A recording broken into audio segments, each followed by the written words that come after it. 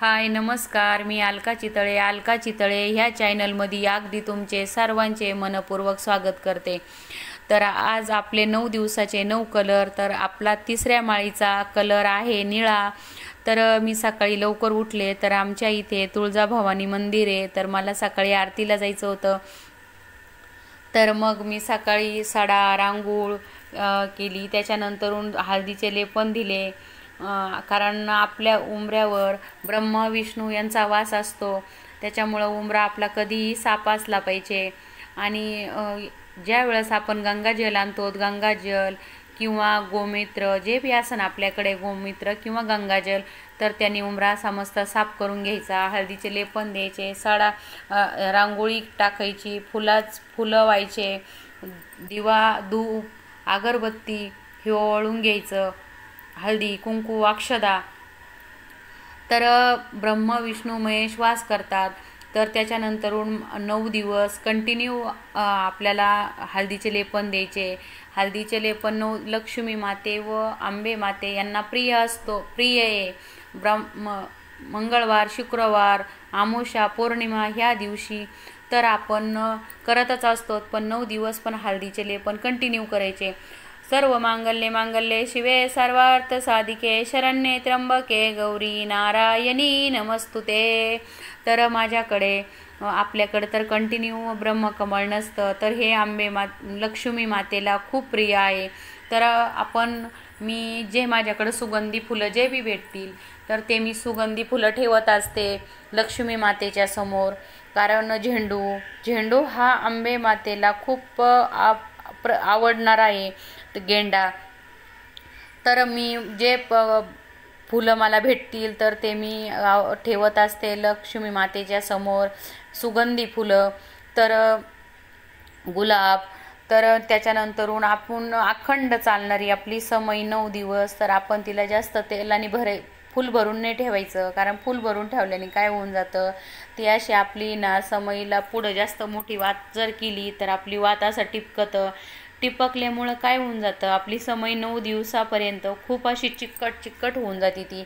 तर आपला दिवा पण असा एकदम साफ आणि एकदम छान वाटला पाहिजे 9 दिवस, असा फ्रेश राहिला ना, तर त्याची काळजी घ्यायची थोडी घेताना, आणि त्याला मस्त रोज कंटिन्यू फुलं वगैरे व्हायचे, कारण आपली समय 9 दिवस कंटिन्यू चालणारे ती दिवा आपला तिच्यामध्ये जळणारे।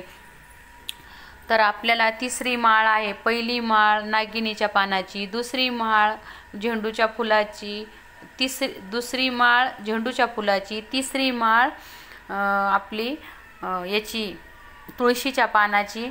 तर हे पाहू शकतात, मी तुळशीची माळ घातली, तिसरी माळ। तर आपला आहे ना असं थोडासा त्याला काही जास्त हालायचं नाही घटाला, आज्यात थोडासा वर उचलायचं नारळ, आणि रोज थोडं पाणी टाकायचं, 1-1 ग्लास। आपण जर जास्त बी पाणी टाकलं, तर आपलं जे धान्य असतं ते जास्त उगत नाही, सडून जातं जास्त पाणी झाल्याच्या नंतर। पाणी पण आपण कमीच टाकायचं, कारण आपल्याला जसं 9 दिवस आंबे माते विश्रांती करते, तर आपण बी आंबे मातेला निवेद्य ठेवायचा। निवेद्य कोणता? फ्रूट, हे प्रत्येक निवेद्य दुधाचा, कधी गोड, तर कधी आपल्याला फ्रूटचा असा ठेवायचा। तर त्याच्यानंतरून आपल्याला आरतीसाठी घंटानाद करायचा, हळदी कुंकू, समईला पण हळदी कुंकू लावायचं।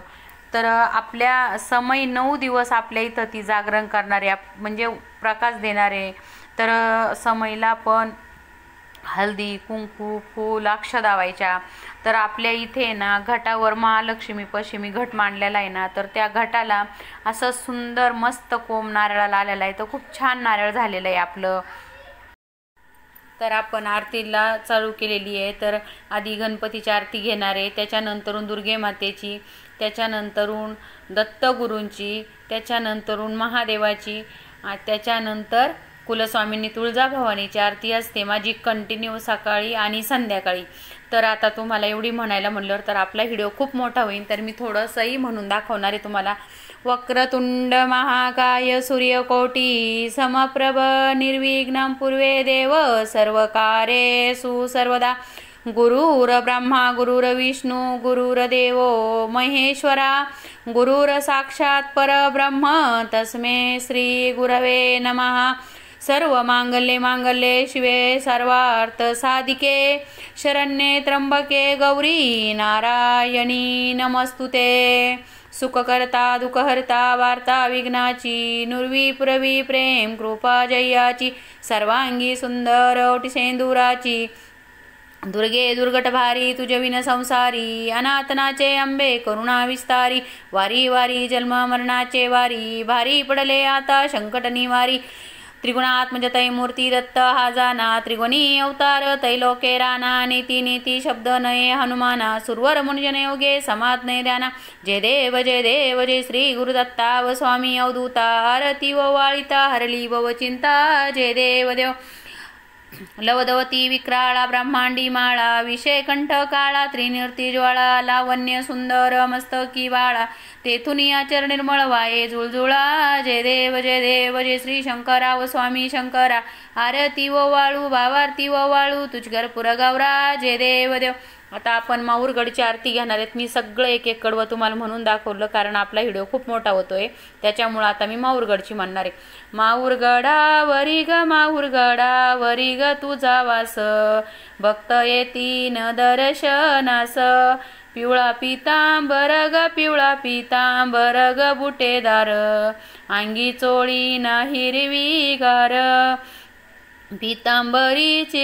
पितांबरीची खोसुनी कास भक्त येतीन दर्शनास माहूरगडावरी ग तुझा वास भक्त येतीन दर्शनास कर्पूर गौरम करुणावतारम संसारसारम भुजेंद्रहारम सदा वसंतं भुर्यारविंदे भवामी सैतन्नमामि कर्पूर गौरे निरंजन दीपम समर्पयामि।